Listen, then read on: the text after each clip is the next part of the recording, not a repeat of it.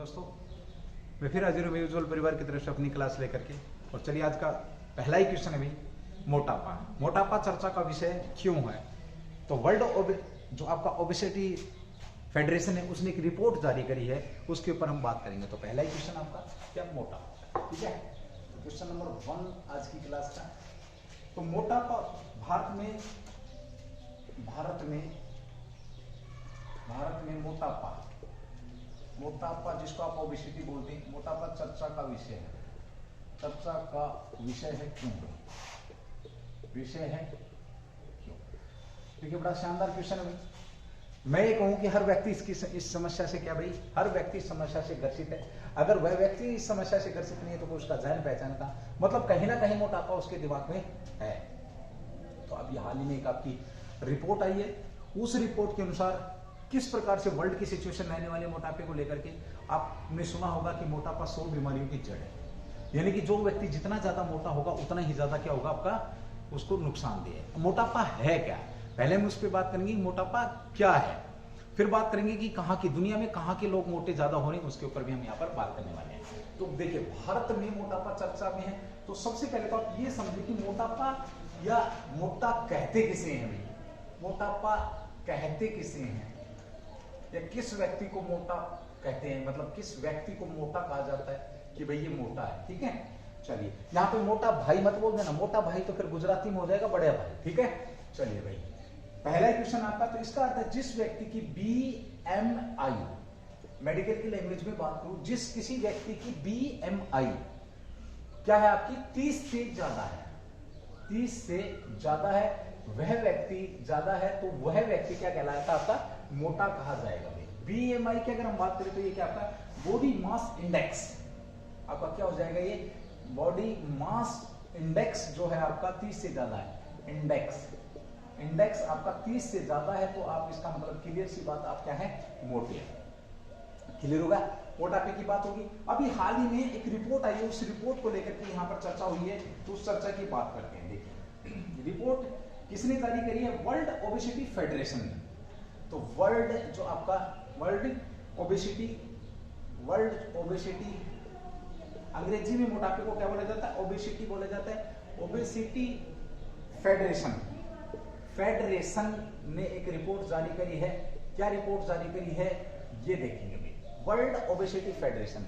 यहाँ एक क्वेश्चन तुम्हारे लिए भी बड़ा शानदार था शाह है कि वर्ल्ड ओबेसिटी जो फेडरेशन, इसकी स्थापना कब हुई, ये मुझे कमेंट्स करके बताएंगे सर इसकी स्थापना कब हुई है। ठीक है, ओके। और इसके अध्यक्ष कौन है? यहां पर इसने एक रिपोर्ट जारी की। रिपोर्ट क्या है, वर्ल्ड ओबेसिटी एटलस जारी किया है। वर्ल्ड ओबेसिटी एटलस जारी किया इसने।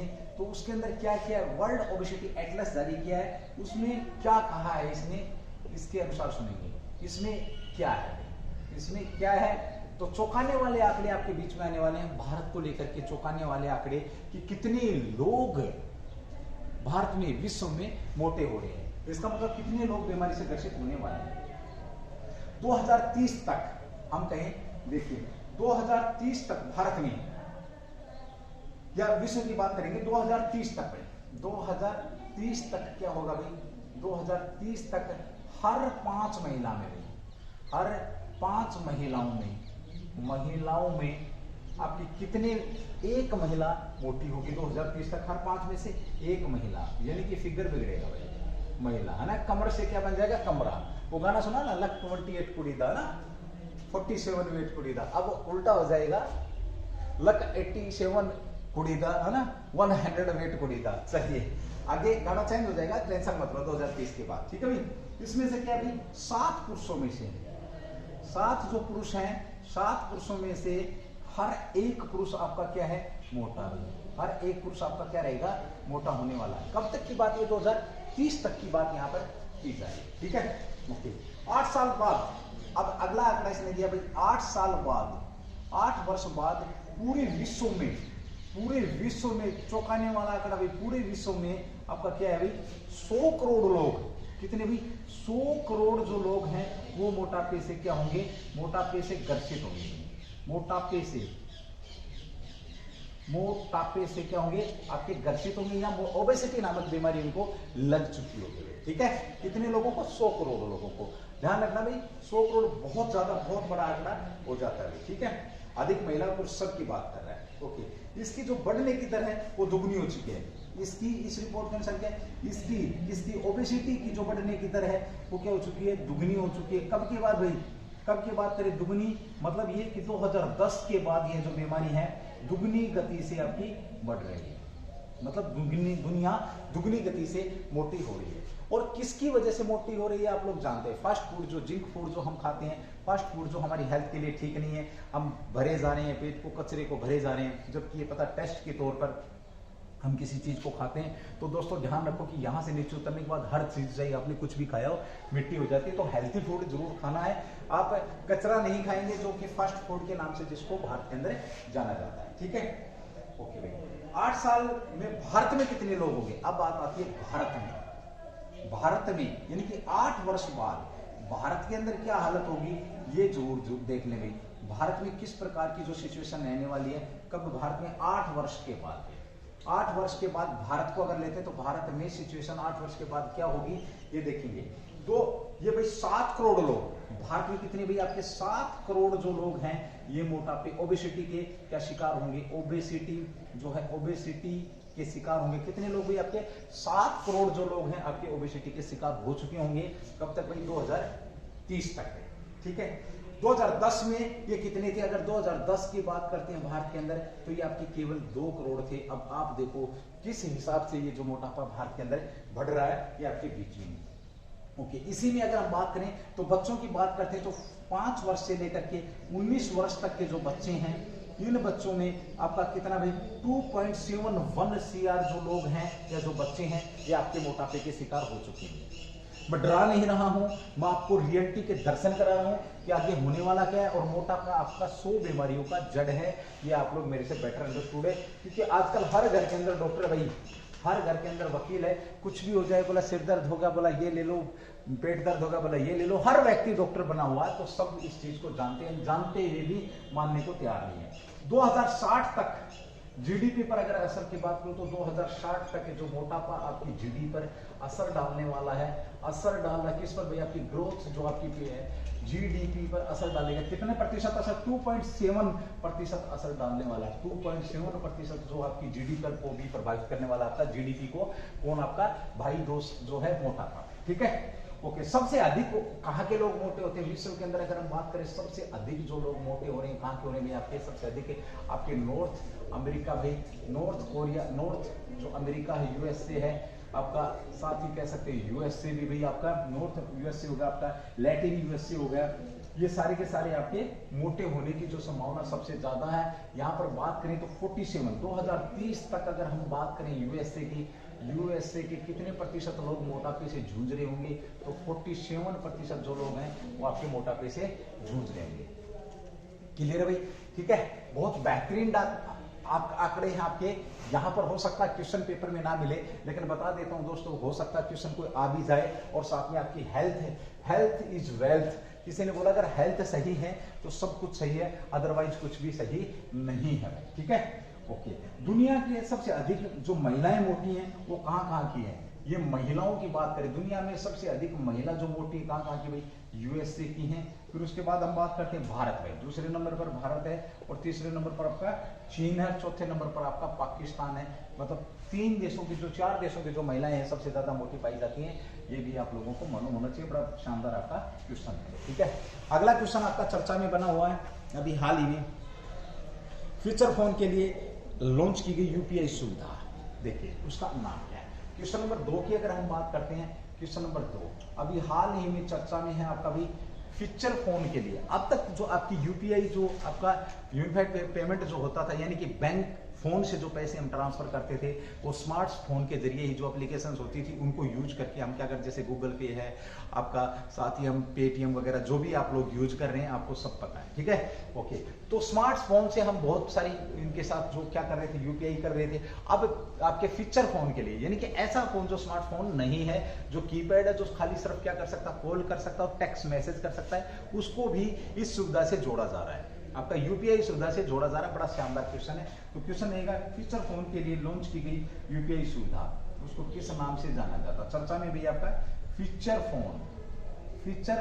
फोन के लिए यूपीआई सुविधा लॉन्च की गई है। यूपीआई सुविधा लॉन्च की गई क्या किया गया अभी लॉन्च आपका फीचर फोन के लिए यूपीआई सुविधा लॉन्च की गई है। क्या भाई आपका यूपीआई सुविधा लॉन्च की गई है, ये ध्यान रखेंगे आप, ठीक है। ओके, यूपीआई की अगर हम बात करते हैं तो अभी तक हम किस में यूज कर रहे थे, ओनली केवल स्मार्टफोन्स के अंदर यूज कर रहे थे। Unified payments interface, unified payments interface भाई, इंटर जो फेस है आपका ये हम यूज कर रहे थे किसमें, केवल स्मार्टफोन में। अब किसके लिए भाई आपका फीचर फोन। अब बात आती है कि फीचर फोन कहते किसे हैं भाई, कहते किसे हैं, यानी कि देसी भाषा में बात करो तो कीपैड वाला जो फोन है आपका उसे क्या कहते हैं, फीचर फोन कहते हैं। इसमें सिर्फ क्या होता है आपका कॉलिंग संभव है प्लस टेक्स्ट मैसेज, क्या आपके टेक्स्ट मैसेज कर सकता है, एसएमएस मैसेज कर सकता। अब इन फोनों को आपका यूपीआई के साथ क्या किया जा रहा है, जोड़ा जा रहा है, जोड़ा जा रहा है। आपको यूपीआई सुविधाएं यहाँ पर अभी इन फीचर फोन्स के अंदर भी आपको मिलेंगी।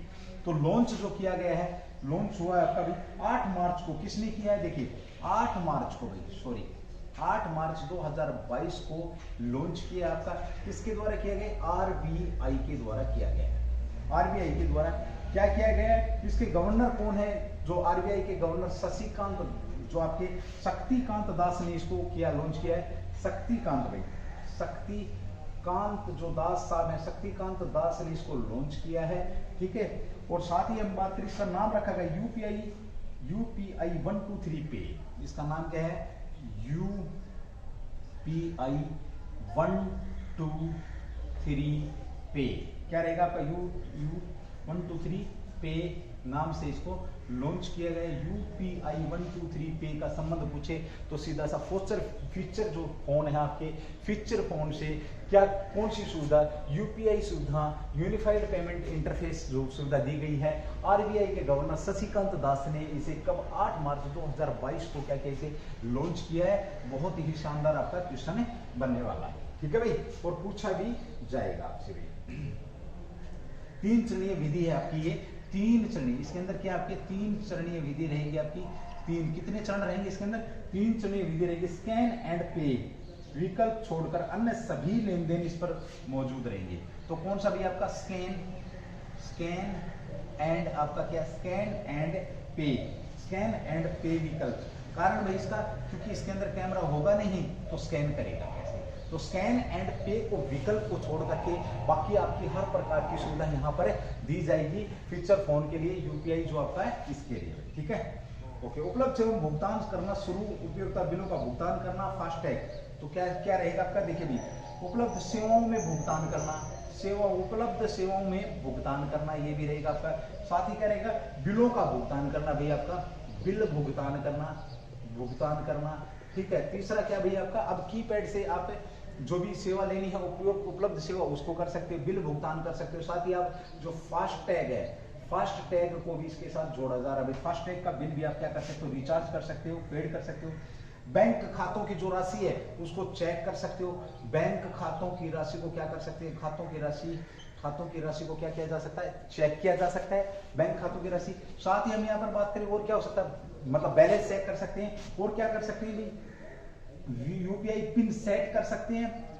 यूपीआई क्या कर सकते हैं, पिन भी सेट कर सकते हैं। यूपीआई पिन भी सेट कर सकते हैं, चेंज भी कर सकते हैं, बदल भी सकते हैं। ये इसके अंदर रहेगा। बैंक खाते को फोन फीचर से, आपका फीचर फोन से जोड़ा जाना चाहिए।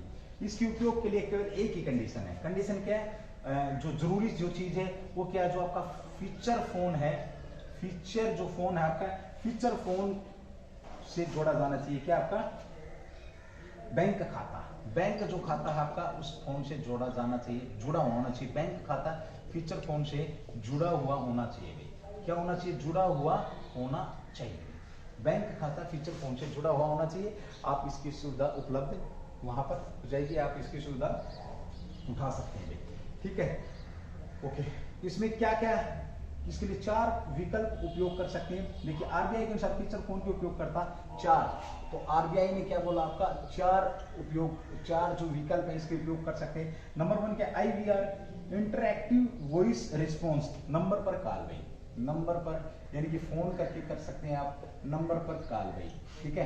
IV कह सकते हैं IVR भाई आपका इंटर वॉइस जो आपका है रिस्पॉन्स, नंबर पर कॉल करना है। फीचर फोन में एप्लीकेशन कार्य क्षमता, तो दूसरा भी एप्लीकेशन जो कार्य क्षमता है ये भी भाई आपका इसके अंदर है, ठीक है। साथ मिस्ड कॉल आधारित दृष्टिकोण ये भी इसके अंदर शामिल किया गया है।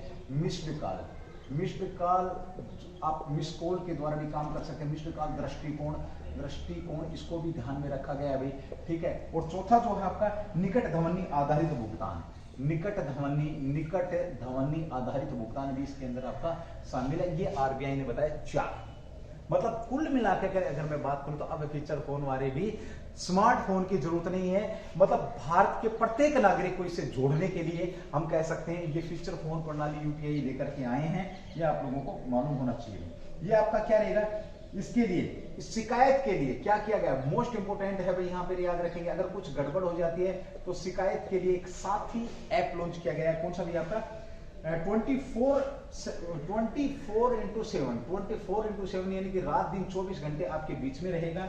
साथी डिजी साथी भी लॉन्च किया। हेल्पलाइन है आपका, हेल्पलाइन रहेगी आपकी, जिसको क्या बोला जाएगा डीजी साथी भी क्या बोला जाएगा, डीजी साथी के नाम से इसको जाना जाएगा, डीजी साथी, ठीक है। और यह भारतीय राष्ट्रीय भुगतान निगम एनपीसीआई द्वारा स्थापित किया गया। डीजी साथी किसके द्वारा भाई आपका एनपीसीआई द्वारा इसको स्थापित किया गया। स्थापित की अगर हम बात करें तो किसके द्वारा किया गया डीजी साथी को, तो एनपीसीआई के द्वारा इसको क्या किया गया भाई स्थापित किया गया। बहुत शानदार आपका है, ये भी क्वेश्चन रहने वाला है।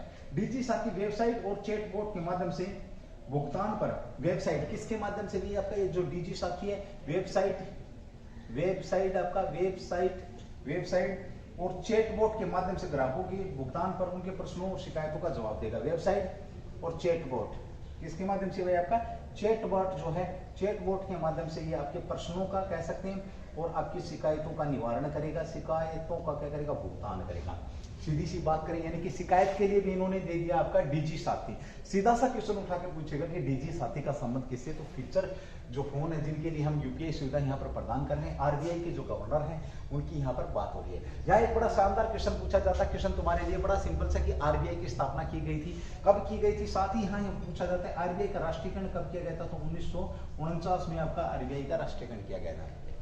ध्यान रखेंगे भाई कब है 1949 में। और यहाँ पर पूछा जाता है किस समिति की सिफारिश पर, तो आरबीआई का संबंध जो है young Hilton most important question है, यंग हिल्टन जो समिति है इस समिति की सिफारिश पर इसको क्या किया गया था, आरबीआई की स्थापना की गई थी। बहुत शानदार क्वेश्चन है। और देश की अर्थव्यवस्था को देखने का काम भी यही करता है, रुपए छापने का काम भी आरबीआई करता है। केवल एक जो रुपए है आपका इसको कौन छापता है, आपका भारत सरकार या वित्त मंत्रालय, जो भी आप उचित समझे कह सकते हैं। भारत सरकार इसको 1 रुपए को छोड़ करके बाकी जो सारा मुद्रण का काम कौन करता है आपका, तो आरबीआई यहाँ मुद्रण का काम करता है। ध्यान रखिए, ठीक है। ओके, अब बात आती है इससे भारत में लगभग कितने लोगों को सहायता मिलेगी, तो हम यहाँ पर कह सकते हैं 40 जो करोड़ लोग हैं उन्हें इस फीचर फोन से सहायता मिलेगी। और मैं आपको नंबर दे देता हूँ, एक ध्यान रखेंगे, एक नंबर है जो हेल्पलाइन नंबर है जो आप अपने कैसे भी इसका उपयोग कर सकते हैं। ग्राहक आपका नंबर है 1431, एक नंबर तो है 1431, या फिर आप एक नंबर और है दूसरा जो नंबर है आपका 1800 सीधी सी बात करें 1800, और साथ में आपका रहेगा भाई 891 और 3333 पर कॉल दर्ज करके शिकायत कर सकते हैं कि हमारा पैसा फंस गया या हमारा पैसा किसी ने उड़ा दिया। इसी में सबसे पहले हमें बात करते भीम ऐप का भी जिक्र हुआ था, ध्यान रखेंगे। तो ये आपका क्या था भाई, आपका बहुत शानदार क्वेश्चन था, एक बार आप इसका स्क्रीनशॉट ले सकते हैं, उसके बाद हम चलेंगे। देखिए फीचर फोन की संज्ञा की सीधी सी बात करूं, मैं एक बार रिवाइज करा दूं आपको, तो ये बहुत अच्छा रहेगा। फीचर फोन को जो स्मार्टफोन नहीं है, बिना स्मार्टफोन के भी हम यूपीआई लेन देन कर सकते हैं। आरबीआई के गवर्नर शक्तिकांत दास ने इसका 8 मार्च 2022 को उद्घाटन कर दिया है, ये लॉन्च कर दिया है आपका यूपीआई 123 पे के नाम से। साथ ही इसमें क्या भाई, इसकी डीजी साथी के नाम से जो शिकायत रहेंगी आपकी, उन शिकायतों के लिए भी यहाँ पर कर दिया गया है। साथ ही बिल भुगतान कर सकते हैं, यहाँ पर सेवाओं का भुगतान कर सकते हैं, बैंक खातों की जानकारी ले सकते हैं, कॉल कर सकते हैं, मिस कॉल और वॉइस नंबर कॉल, सारी की सारी सुविधाएं आपकी यहाँ पर प्रोवाइड करी गई है। ठीक है भाई, अगले क्वेश्चन की बात करेंगे। बहुत शानदार क्वेश्चन आपके आने वाले बने रहेंगे। चलिए एक बार रफ कर रहा हूं भाई, उसके बाद हम आगे।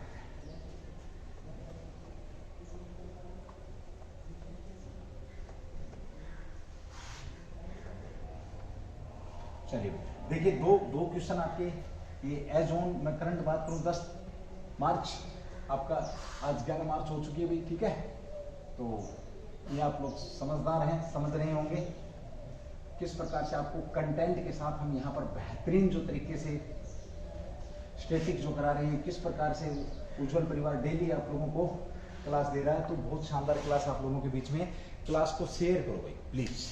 2-3 बार बात हो चुकी है, हर बार एक ही क्लास के अंदर एक ही शिकायत है मेरी आप लोगों से, बस लेके आप क्लास को शेयर करें ज्यादा से ज्यादा, ताकि आपको ओके। अभी हाल ही में चुनाव का माहौल है। क्वेश्चन नंबर 3 भाई, एक क्वेश्चन नंबर 3 आपका चर्चा में है कि किस राज्य ने बैलेट पेपर की जगह अभी ईवीएम, स्थानीय चुनाव में किसका जिक्र किया?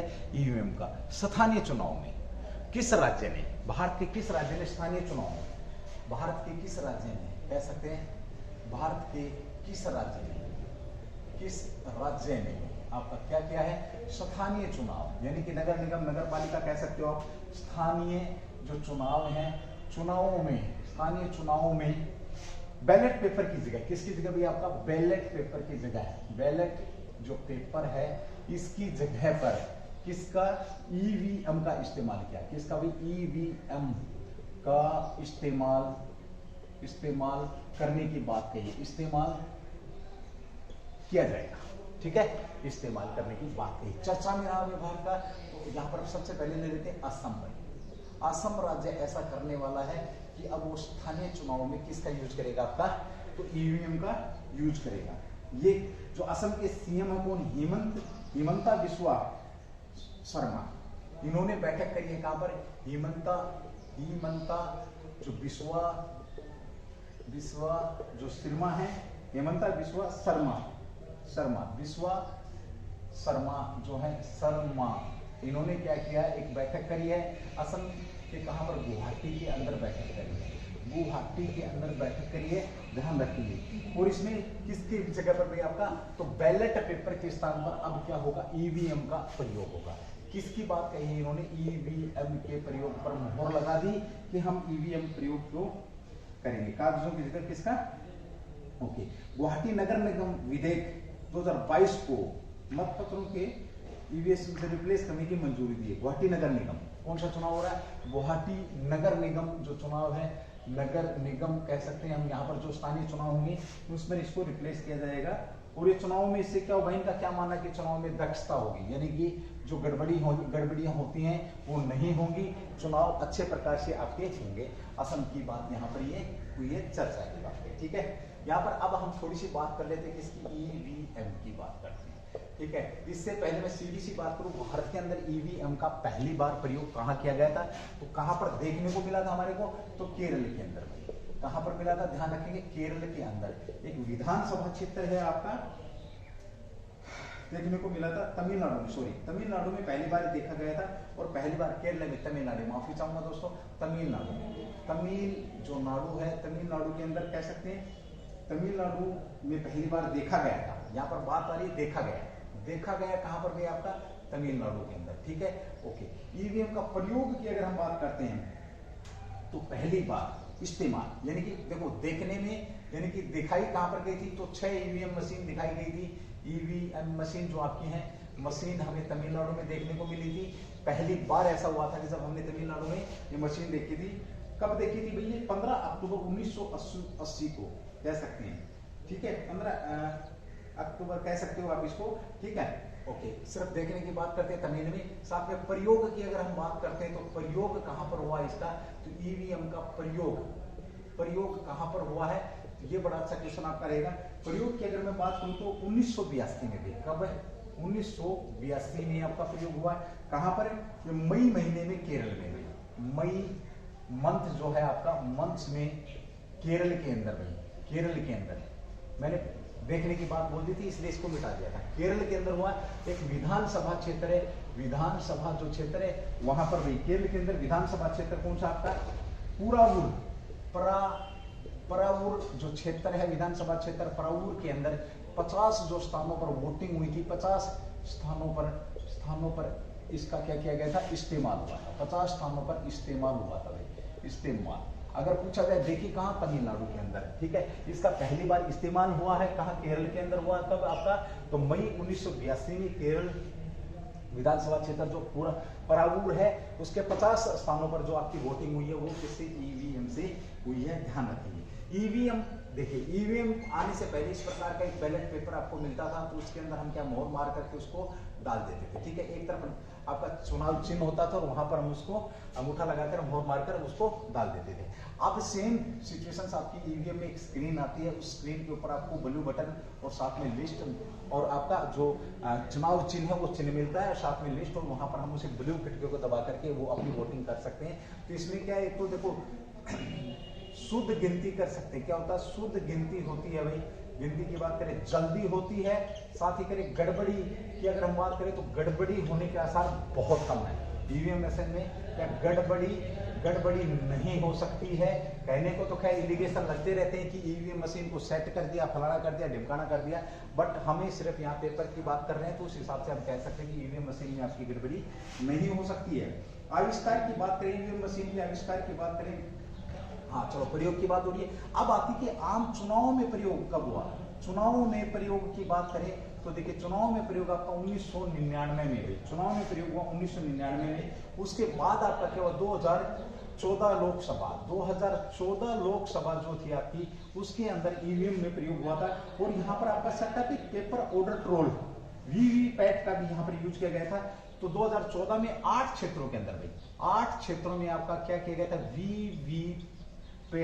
वीवीपैट का भी क्या किया गया था, इस्तेमाल किया गया था, ठीक है। वीवीपैट का इस्तेमाल 2014 में प्रोजेक्ट प्रयोग के तौर पर कह सकते हैं, आपको प्रोजेक्ट के तौर पर इसको एक प्रयोग के तौर पर इसका क्या किया गया था, यूज किया गया था। यह है वोटर वेरीफाइबल पेपर ऑडिट, इसको क्या बोलेंगे, voter verifiable paper audit, voter verifiable आपका क्या हो जाएगा, वेरीफाइबल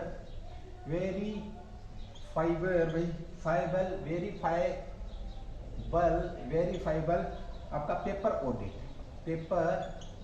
के तौर पर क्या हुआ, इसका यूज हुआ। वीवीपैट का कब 2000, सीधा सा पूछ ले कि वीवीपैट क्या है, तो जो इसमें वेरीफाई जो आपका वेरीफाई करता है, क्या वोटर वेरीफाई करता है, तो वो स्थिति भी, वो सिचुएशन भी आपकी 2014 में 8 क्षेत्र में किया गया था। इस प्रणाली के साथ पूछे कि ईवीएम का यूज वीवीपैट के साथ कब पहली बार किया गया, तो 2014 में 8 क्षेत्रों में इसका यूज हुआ था। किसके, कौन से इलेक्शन में भी, आपका लोकसभा के इलेक्शन की यहाँ पर बात हो रही है, ठीक है। ओके, अब आता है कि ईवीएम मशीन का आविष्कार की बात करें। देखिए आविष्कार कब हुआ इसका, तो ये बड़ा अच्छा क्वेश्चन भी। आविष्कार की बात करते तो 1980 में, 1980 में इसका आविष्कार हुआ। किसने किया था, एम.बी. हनीफा द्वारा क्या किया गया, इसका आविष्कार किया गया 1980 में। लेकिन इसका जो पंजीकरण कराया गया, पंजीकरण की अगर हम बात करते हैं तो ये 15 अक्टूबर आपका कब भाई, 15 अक्टूबर 1980 में इसका पंजीकरण कराया गया, 1980 में इसका पंजीकरण कराया गया है, ठीक है। पंजीकरण भी हो गया आपका। ये ईवीएम है आपकी, ये आप लोग बड़े अच्छे से समझ रहे हैं। देखिए यहाँ पर हमने बात करी हाल ही में स्थानीय चुनावों के अंदर, तो हेमंत बिस्वा साहब हैं, हेमंत बिस्वा साहब सीएम कहाँ के हैं, असम के हैं। गुवाहाटी की बात करी मैंने, इन्होंने वहां पर फैसला लिया है। ईवीएम को पहली बार देखा कहाँ गया, तमिलनाडु के अंदर देखा गया, तमिलनाडु के अंदर देखा। तमिलनाडु चर्चा का विषय क्यों था आप लोगों को पता है, क्योंकि वहां पर जो नीट के पेपर को लेके बात हुई थी कि हम यहाँ पर नीट का पेपर नहीं कराएंगे, हम प्लस 2 बेस पे क्या करेंगे भाई आपका। तो ये क्वेश्चन मैंने हालांकि पहले करवाया, तो बता देता हूँ इन्होंने, और उस बिल को एक बार राज्यसभा में राज्यपाल ने वापस कर दिया था, लेकिन उसको वापस 1 फरवरी को शायद में भी दोबारा से राज्यपाल के पास रखा गया था। फरवरी के मंथ की बात है ये, और अब वो राष्ट्रपति के सिग्नेचर के होने के लिए रखा गया है, ठीक है भाई। ओके, इसका प्रयोग पहली बार की अगर हम बात करते हैं 1982 मई, केरल के अंदर जो आपका परावूर है, 50 स्थानों पर परावूर विधानसभा क्षेत्र के अंदर होता, शुद्ध गिनती हो सकती है, इसमें जब कोई गड़बड़ी के आसार नहीं है। चुनावों की अगर हम बात करें तो 1999 में, फिर उसके बाद 2014 में वीवीपैट के साथ इसको 8 क्षेत्रों में इस्तेमाल किया गया था। 8 क्षेत्र वीवीपैट के साथ किए गए थे, ध्यान रखेंगे। आविष्कार की अगर हम बात करते हैं तो ये 1980 में एमडी जो हनीफा हैं, इन्होंने पंजीकरण कब कराया? 15 अक्टूबर 1980 को। 1980 में क्या हुआ था भाई? इसका आविष्कार हुआ था। ये आपकी थी क्या भाई? ईवीएम। यहाँ पर अगर हम असम की बात करते हैं तो ध्यान रखिए, अभी हाल ही में चर्चा में था आपका असम वैभव पुरस्कार। असम वैभव पुरस्कार किसको दिया गया है? तो रतन टाटा को ये पुरस्कार दिया गया है। किसको दिया गया भाई? रतन टाटा को ये पुरस्कार दिया। किस उद्योगपति को? तो रतन टाटा को ये पुरस्कार दिया गया है। और अभी हाल ही में आपका चर्चा में क्या है? मानस जो है आपका चर्चा में क्यों है, उसके ऊपर मैं अगले क्वेश्चन में बात करूंगा। ठीक है भाई, चलिए अगले क्वेश्चन की बात करते हैं। क्वेश्चन नंबर 4 जो आपका आज का क्वेश्चन नंबर 4 है, ठीक है। चलिए क्वेश्चन है, मानस राष्ट्रीय उद्यान चर्चा में क्यों है? मानस जो राष्ट्रीय उद्यान है आपका अभी हाल ही में चर्चा में, राष्ट्रीय उद्यान आपका चर्चा में है, क्यों है भाई? चर्चा में है, क्यों है? देखिए राष्ट्रीय मानस राष्ट्रीय उद्यान की अगर हम बात करें तो चर्चा में है। सबसे पहले तो ये लेते हैं कि ये है कहां पर भाई आपका? तो ये असम के अंदर है भाई। कहां पर है आपका? ये असम में है। दूसरी बात करें चर्चा में क्यों है? यहाँ पर क्या हुआ? बाघों की जो संख्या है, बाघों की संख्या में वृद्धि दर्ज हुई है भाई। बाघों की संख्या में क्या हुआ? संख्या में या जनगणना हुई है तो उसमें क्या हुई है? वृद्धि दर्ज की गई। वृद्धि यानी कि बढ़ोतरी हुई है। अब बात आती है किसकी? वृद्धि गिनती किसने करी थी? WII wild life institute of India के द्वारा। साथ ही हम कह सकते हैं जो आपका राष्ट्रीय बाघ संरक्षण जो आपकी है वो भी इसके अंदर होता है। राष्ट्रीय बाघ जो संरक्षण है, बाघ संरक्षण कह सकते हैं, राष्ट्रीय बाघ संरक्षण जो आपका वो भी इसकी गिनती में शामिल होता है। ठीक है, ओके। अब बात आती है कि असम के कहां पर भाई? तो आपका ये चर्चा में रहा मानस पार्क है। मानस के अंदर अगर हम बात करें तो असम के मानस पार्क में टाइगर रिजर्व में क्या है? ये मानस पार्क आपका नेशनल पार्क भी, प्लस साथ में क्या है? टाइगर जो रिजर्व है इसके नाम से भी जाना जाता है। टाइगर रिजर्व भी आपका ये है और तेजी से वृद्धि देखी गई है। जिसके अनुसार 2021 की जनगणना के अनुसार 2021 की जनगणना के अनुसार अगर हम बात करें तो बाघों की आबादी 48 से बढ़कर के कितनी होगी आपकी? 60 होगी। वृद्धि कितनी दर्ज कर ली इन्होंने? 60, यानी कि 48 से 12 और बढ़ गए तो बढ़कर कितनी होगी भैया आपके? 60 यहाँ पर बाघों की संख्या होगी। ध्यान रखिए 2010 में देखिए 21 की बात हो रही है, 2010 की बात करूं तो यहाँ पर जो आपके बाघ थे वो कुल कितने थे? 10 दर्ज की गई थी। बाघों की संख्या कितनी थी भाई? 10 थी 2010 में। और 2020 में अगर हम बात करते हैं 10 साल बाद तो ये आपकी कितनी होगी थी? 20। बाघों की संख्या कितनी होगी थी आपकी? 20। 2020 में बाघों की जो संख्या है वो कितनी होगी थी आपकी? बाघों की संख्या 20 होगी थी, ध्यान रखेंगे। और 21 में ये दुगनी, 20 में दुगनी और 30 तक पहुंच गई है आपकी। ठीक है भाई, मतलब ये कि बाघों की वृद्धि जो नोट की गई है तो 18 की वृद्धि हुई है, या आप समझ सकते हैं। 22 में चल रही है, मार्च तक समाप्त हो जाएगी और आपकी 60 से अधिक। अब क्या रहेगा? 2021 की अगर हम बात करें जनगणना चल रही है, 20 में आपके कितनी हुई है? 20 में 48 हुई। 20 में आपके देखो 10 में कितनी हुई है आपके? 10 में आपके 20 हुए हैं, 20 में बढ़कर के 30 हुई है। 20 में बढ़कर के आपकी 2020 में 30 हुई है। ठीक है, 2010 में 10 थी, 20 में आपकी ये 30 हुई है, 30। और साथ ही हम बात करते हैं आपकी 2021 की जनगणना के अनुसार तो 48 रही। 21 के जनगणना के अनुसार आपकी 48। ठीक है, ओके। और मार्च में अब इसकी चल रही है 22 की, तो 22 में जो इनकी संख्या है वो कितनी होने वाली है आपकी?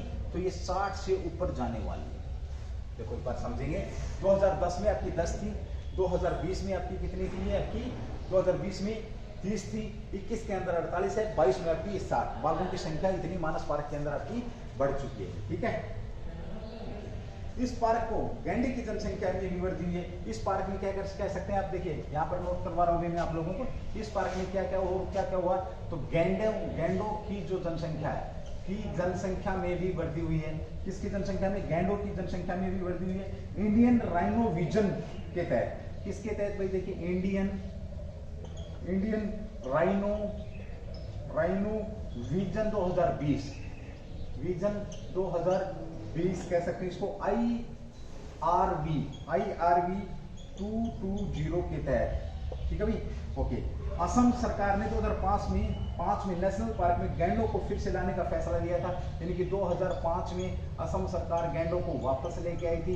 यहाँ पर मैं बात करूँ एक सींग वाले गैंडे के लिए कौन सा प्रसिद्ध आपका भाई, काजीरंगा जो नेशनल पार्क है, ये एक सींग वाले गैंडे के लिए प्रसिद्ध, ये भी आपका कहाँ पर है, असम के अंदर है, ठीक है, ओके। साथ ही हम यहाँ पर बात करते हैं, देखिए नेशनल पार्क इसकी ले लेते हैं, मानस की बात करें एक बार। नेशनल पार्क राष्ट्रीय उद्यान है, आपको मालूम है नेशनल पार्क जो मानस आपका राष्ट्रीय उद्यान है। साथ ही UNESCO natural world heritage site, और क्या है जिसे किसने भी आपका यूनेस्को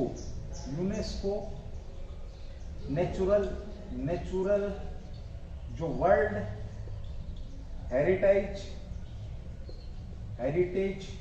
साइट एक हाथी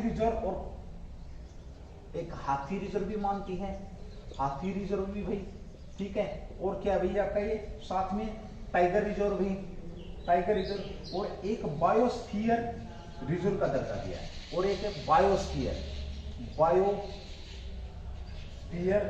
बायोस्फीयर का दर्जा भी दिया है। वर्ल्ड जो आपका हेरिटेज साइट है उसने आपका वर्ल्ड हेरिटेज साइट में हाथी रिजर्व, टाइगर रिजर्व और बायोस्फीयर रिजर्व का दर्जा किसको दे रखा, आपका मानस पार्क को दे रखा। ये भी बड़ा ध्यान से सुनने वाली बात है भाई, ठीक है। इसके अंदर क्या भाई हिमालय के तलहटी स्थित है, तो इसकी जो सीमा लगती है भूटान के रॉयल मानस पार्क से, इसकी जो सीमा है भूटान के रॉयल मानस पार्क से इसकी सीमा लगती है। सीधा पूछ रहे किस दूसरे देश के पार्क से इसके साथ सीमा लगती है, तो भूटान के रॉयल मानस जो पार्क है, नेशनल पार्क है उनका, तो उसके साथ इसकी सीमा लगती है। यहाँ विलुप्त प्राय जो जातियां हैं वो पाई जा रही हैं, तो विलुप्त प्राय जातियों को क्या संरक्षण दे रखा है, जिसमें आपका ये हिमालय की तलहटी में है, इसमें क्या है लुप्त प्राय दुर्लभ, जैसे हरपीड़ खरगोश है भाई, हरपीड़ जो खरगोश है वो इसके अंदर पाया जाता है, खरगोश भी। साथ में हम बात करें पिग्मी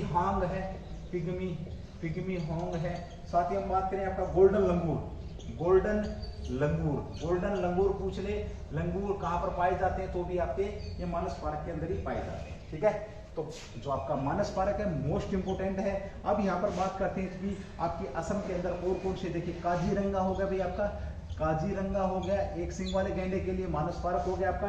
साथ में हम डिब्रू सरेवा भी बात करें, डिब्रू जो सेरेवा है ये भी आपका पार्क हो जाएगा तीसरे नंबर का। चौथा आपका नामेरी जो पार्क है ये भी आपका यही है, नामेरी नेशनल पार्क भी। और एक कौन सा बच गया आपका ओरंग जो नेशनल पार्क है ये भी आपका यहीं पे है। तो कौन सा काजीरंगा है, मानस है, नामेरी है, डिब्रू सरेवा है और ओरंग नेशनल पार्क है यहाँ पर भी आपका असम के अंदर, ठीक है। चलिए एक बार मैं इसको रफ कर रहा हूँ, उसके बाद हम आगे बढ़ेंगे। बहुत ही शानदार क्वेश्चन था और आपको काम आने वाला क्वेश्चन भी यहाँ पर रहने वाला है, ठीक है भाई। चलिए अभी चर्चा में रहा है आपका भाई, चर्चा में क्या रहा है इसके ऊपर हम बात करेंगे। अभी हाल ही में दिल्ली में शहरी खेती के लिए गोल्ड मेज पर एक सम्मेलन हो रहा है, उसके ऊपर भी हम यहाँ पर बात करेंगे।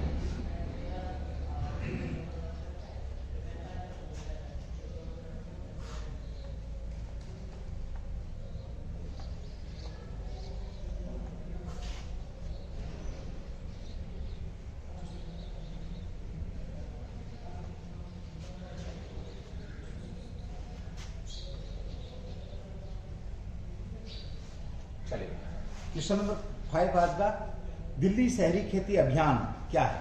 दिल्ली शहरी खेती अभियान क्या है? क्वेश्चन नंबर 5, दिल्ली शहरी खेती अभियान क्या है? दिल्ली शहरी खेती अभियान क्या है? बहुत शानदार क्वेश्चन रहने वाला है, ठीक है भाई। सबसे पहले बात, दिल्ली सरकार ने शहरी खेती के लिए मेगा अभियान शुरू किया है। किसके द्वारा भैया? आपका दिल्ली सरकार ने शहरी खेती के लिए क्या किया है? खेती के लिए मेगा अभियान आरंभ किया। दिल्ली शहरी इसके लिए मेगा अभियान, किसके लिए? दिल्ली सरकार ने शहरी खेती के लिए मेगा अभियान प्रारंभ किया है। साथ ही हम यहाँ पर बात करते हैं और कब तक चलेगा ये सम्मेलन? गोलमेज सम्मेलन भी आयोजित किया जाएगा इसके लिए 25 अप्रैल को भाई, 25 अप्रैल को क्या किया जाएगा, गोलमेज सम्मेलन, गोलमेज सम्मेलन आयोजन किया जाएगा। आयोजन पूछे तो गोलमेज सम्मेलन का आयोजन कब होगा, यहाँ पर 25 अप्रैल 2022 को यहाँ पर दिल्ली सरकार आयोजन कर रही है इसका, खेती को लेकर के। और होगा क्या भाई इसमें, भविष्य पर कार्रवाई, भविष्य पर जो कुछ होने वाला है, पर्यावरण कह सकते हैं, भविष्य में जो खेती होने वाली है भविष्य पर चर्चा होगी। भविष्य पर खेती की, भविष्य पर किसानों के भविष्य पर चर्चा यहाँ पर होने वाली है। ठीक है, भविष्य में हम किस प्रकार से खेती के लिए काम करेंगे, भविष्य में हम किस प्रकार से अपना जो हमने सिस्टम देना है, भविष्य में किस प्रकार से किसानों की मदद करनी है, तो वो भी यहाँ पर रहने वाला है। ठीक है, ओके। जन आंदोलन, दिल्ली सरकार द्वारा दिल्ली पर्यावरण संरक्षण समिति का भी गठन किया जाएगा। इसी में क्या होगा, दिल्ली सरकार क्या करेगी, दिल्ली आपका दिल्ली पर्यावरण संरक्षण, दिल्ली पर्यावरण जो संरक्षण संगठन है, संरक्षण जो संगठन है, संगठन का क्या होगा, गठन किया जाएगा। पूछ ले कौन सा यूटी पब्लिक स्टेट कर रहा है, तो आपका ये दिल्ली सरकार आपका गठन करेगी। ठीक है, और इसका नोडल विभाग कौन सा होगा, उद्यान विभाग होगा। इसका नोडल पूछ ले कि नोडल विभाग कौन सा होगा, तो उद्यान कौन सा होगा आपका भी, नोडल विभाग उद्यान विभाग होगा। कौन सा, उद्यान विभाग, यानी कि जो बागों वाला भाग है, विभाग क्या होगा इसका, ये हम कह सकते हैं क्या होगा इसका, नोडल विभाग होगा। क्या होगा, नोडल विभाग होगा, यानी कि जिम्मेवारी इसको दे दी गई है। ठीक है भाई, ओके। इसमें क्या रहेगा, दिल्ली के लोग अपनी दैनिक समय में जो रासायनिक युक्त फल सब्जियां खा रहे हैं उनसे छुटकारा दिलाने के लिए कह सकते हैं, जो रसायन युक्त जो खा रहे हैं हम, रसायन युक्त खा रहे हैं, उससे छुटकारा दिलाने के लिए, उसके छुटकारे पाने के लिए या उस पर काम करने के लिए ये आपका आयोजन किया जा रहा है दिल्ली में। ठीक है, ओके। इसमें क्या रहेगा भाई, आपका चर्चा की जाएगी, कैसे शुरू किया जाए, विशेषज्ञ शामिल होंगे, दिल्ली सचिवालय आयोजित, इसमें कौन कौन, पूसा संस्थान और अन्य संगठन भी मौजूद होंगे। इसमें कौन होगा शामिल, पूसा जो संस्थान है, पूसा संस्थान इसके अंदर शामिल होगा कि हम किस प्रकार से खेती को बढ़ावा दे सकते हैं, ये सारी की सारी चीजें यहाँ पर बात रहेगी, किस प्रकार से हम काम कर सकते हैं। ठीक है, ओके।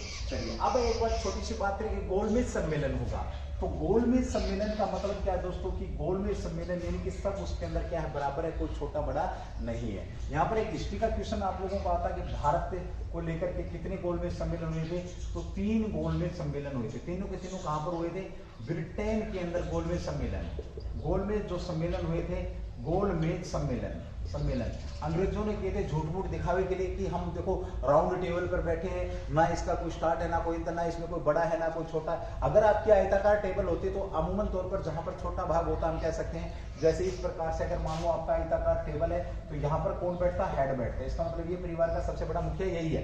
ठीक है, लेकिन इसके अंदर अगर टेबल यही है तो ये परिवार का मुखिया कहीं भी बैठे, इसे किसी को ये पता नहीं लगेगा बड़ा कौन है छोटा कौन है। तो ये आपका गोलमेज सम्मेलन किया गया था। ठीक है, तो भारत के लिए कब की गई थी, 3। तो पहला गोलमेज सम्मेलन का वो आपका 1930 में पहला गोलमेज सम्मेलन हुआ। उस समय नमक कानून सत्याग्रह चल रहा था।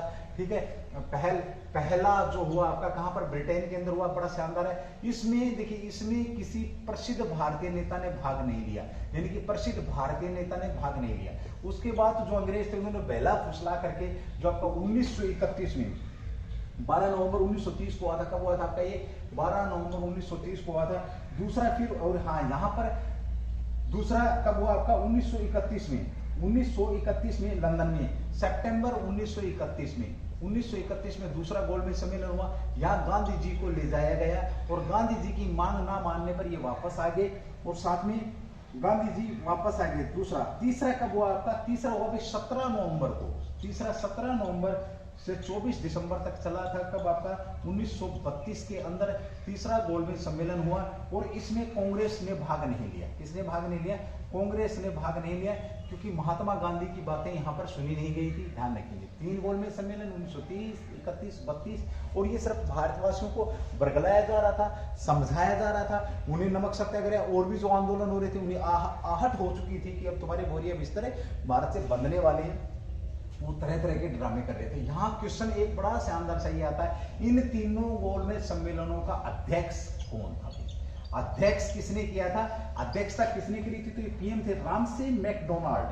तीनों के कौन थे, राम से आपका जो मैक के डोनाल्ड है, डोनाल्ड द्वारा इनकी क्या अध्यक्षता की गई थी। और साथ में हम बात करें राजा पंचम द्वारा इनको, मतलब इसका जो सम्मेलन बुलाया किसने था, तो राजा पंचम जो कौन था आपका पंचम था, जॉर्ज पंचम, सॉरी राजा जॉर्ज जो पंचम था, जॉर्ज पंचम ने क्या किया था, इसको बुलाया था। पंचम ने गोलमेज सम्मेलनों का आयोजन कराया था। इसमें अध्यक्ष की बात करें तो अध्यक्ष आपके कौन थे, पीएम साहब थे। अब यहाँ पर एक चीज आती है कि भारत की आजादी के समय पीएम कौन थे, तो क्लीमेंट एटली थे। क्लीमेंट एटली थे। क्लीमेंट एटली साहब थे, एटली साहब ने ही क्या किया था, भारत में कैबिनेट मिशन भेजा था। ध्यान रखेंगे, कैबिनेट मिशन भारत में किसने भेजा था, तो क्लीमेंट एटली साहब ने भेजा था। यहाँ पर हम बात करते हैं क्रिप्स मिशन अगर किसने भेजा था, तो क्रिप्स मिशन की अगर हम बात करते हैं तो ये विंस्टन चर्चिल ने भेजा था। किसने भाई, विंस्टन चर्चिल उस समय क्या थे, विंस्टन चर्चिल क्या थे भाई, आपके विंस्टन चर्चिल क्या थे उस समय, पीएम थे। यहाँ लिख देता हूँ भाई, दिख नहीं रहा होगा शायद, विंस्टन चर्चिल ने इसको चर्चिल ने इसे भेजा था। ठीक है, साथ ही अगस्त प्रस्ताव भारत आया तब भी आपके पीएम कौन थे, विंस्टन चर्चिल साहब ही आपके पीएम थे। ध्यान रखेंगे भाई, ठीक है। तो गोलमेज सम्मेलन खेती को लेकर के, रासायनिक खेती को मतलब छुटकारा देकर के किसानों के भविष्य के लिए कैसे आगे की कार्रवाई रहेगी, उसके ऊपर यहाँ पर गोलमेज सम्मेलन किया गया था। बहुत ही शानदार क्वेश्चन आप लोगों का ध्यान रखिए, ठीक है भाई। और नतीजे आप लोगों के बीच में चुनाव के आ चुके हैं। एक स्पेशल अलग से 500 राज्यों के ऊपर आपको एक क्लास दी जाएगी, जहां जहां पर आपके इलेक्शन हुए हैं, इनके ऊपर एक अलग से टॉपिक रखूंगा आज, उसके ऊपर मैं बात करूंगा नहीं। क्वेश्चन नंबर आज का 6 भैया आपका बहुत शानदार क्वेश्चन है। सफेद वस्तुओं के लिए पीएलआई योजना, अभी हाल ही में सफेद व्हाइट गुड्स आपकी चर्चा में, सफेद वस्तुएं चर्चा में क्यों है, सफेद जो वस्तुएं चर्चा में है क्यों, चर्चा में है क्यों, बड़ा शानदार क्वेश्चन है। देखिए 2022 में पूछा जाएगा पीएलआई योजना, इनके लिए एक योजना ही है, कौन सी है आपकी पीएलआई योजना, सफेद वस्तु की। अब दिमाग में कई सारे क्वेश्चन आ रहे होंगे, सर ये सफेद वस्तु क्या है, सफेद वस्तु क्या है, तो सफेद क्या होता है, आपकी रोशनी होती कह सकते हैं, एलईडी हो सकता है, एयर कंडीशन हो सकते हैं, उनके ऊपर हम यहाँ पर बात करेंगे। सफेद वस्तु में एयर कंडीशनर है और एलईडी लाइट्स में मुख्य तौर पर कौन सी आती है आपकी सफेद वस्तुओं में, सफेद जो वस्तु है, वस्तुओं में क्या क्या आपका आता भाई, सफेद वस्तु की अगर मैं बात करूं तो आपका एयर कंडीशनर है, एयर कंडीशनर है भाई आपका, सनर है। साथ ही हम यहाँ पर बात करें आपका कौन है, एलईडी लाइट है, एलईडी लाइट है भाई। हरियाणा का पहला जिसके अंदर एलईडी मिली थी वो गांव कौन सा था आपका, विनोला गांव था, जिसके अंदर सबसे पहले विनोला गांव, और विनोला गांव में आपका रक्षा से संबंधित या कहीं आर्मी से संबंधित आपका कॉलेज भी है। रक्षा से संबंधित, रक्षा कॉलेज कहां पर कह सकते हो आप, रक्षा से संबंधित या सुरक्षा संबंधित जो आपका मिलिट्री से संबंधित जो कोई विनोला गांव, और विनोला गांव ही एलईडी हरियाणा के अंदर सबसे पहले मैं कहूँ आपका सबसे पहले एलईडी पूरे गांव के अंदर किस गांव में लगी थी, विनोला गांव चर्चा का विषय था भाई, ठीक है। चलिए अगली बात करते हैं, कह सकते हैं चलो इसके लिए इस योजना में क्या 2021 में 6238 करोड़ रुपए, इसके लिए सफेद योजना जो पीएलआई योजना, इसके लिए आपका भाई कितना 6238 जो सीआर है करोड़ रुपए यहाँ पर क्या किए गए हैं भाई, बजट दिया गया है, ये ध्यान रखिए भाई, ठीक है। ओके, सफेद वस्तुओं की बात करें पीएलआई योजना, इसमें क्या है अखिल भारतीय योजना, और भी बहुत सारी योजनाएं हैं यहाँ पर। देखिए बार बार मेरे को इशारा किया जा रहा है, सर समय ज्यादा जा रहा है, तो मैं ज्यादा इस क्वेश्चन पे बात नहीं करूंगा, सिर्फ इतना सफेद वस्तुओं के साथ आपकी चर्चा में पीएलआई योजना, सफेद वस्तु होगा, एयर कंडीशनर और एलईडी इसके अंदर शामिल है, ये भी आपका क्वेश्चन रहता है। अब अगला क्वेश्चन नंबर 7 आपका बहुत ही शानदार क्वेश्चन है भाई, इसके ऊपर भी हम यहाँ पर बात करने वाले हैं। देखिए रूस ने अभी हाल ही में किस देश ने अमितर राष्ट्रों की लिस्ट जारी करी है, तो ये आंसर रहेगा आपका रूस द्वारा। किसने करी है, रूस ने। रूस और यूक्रेन वार चल रहा है, आपको पता है यूक्रेन वार चल रहा है, रूस ने यूक्रेन पर हमला कर रखा है। जो देश इसकी मदद कर रहे हैं, इन्होंने ऐसा बोला रूस ने, इसकी जो मदद करेगा वो क्या होगा भाई, रूस का दुश्मन होगा, दुश्मन माना जा रहा है। तो यूक्रेन को जिसने भी जहाज दिए हैं, जहाज या फाइटर विमान वगैरह दिए हैं, उसे अमित्र की लिस्ट में डाला है। और खास तौर पर अगर मैं बात करूं तो नाटो के जो देश हैं उन्हें तो इसने अमित्र लिस्ट में डाल ही दिया। आपके 31 के करीब जो देश हैं उन देशों को इसने क्या बोला, अमित्र, यानी कि मित्र नहीं है जो देश, उनके ऊपर यहाँ पर बात करिए। और रूस ने चेतावनी दी थी कि जिस किसी ने यूक्रेन की अगर यहाँ पर सपोर्ट करी है तो वो रूस का दुश्मन समझा जाएगा, ठीक है भाई। चलिए 1-2 क्वेश्चन आप लोगों के रह गए हैं यहाँ पर भाई, माफी चाहूंगा मैं। बट आगे से हम ध्यान रखेंगे कि समय को ध्यान में रखते हुए आपके सारे के सारे क्वेश्चन यहाँ पर कराए जाएं। ठीक है भाई, चलिए थैंक यू, जय हिंद, जय भारत।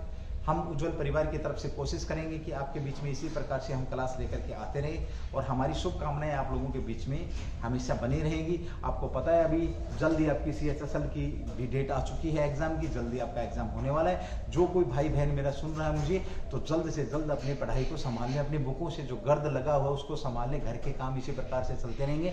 चाणक्य ने एक बात बोली है दोस्तों, क्या बोली कि दैनिक समस्याओं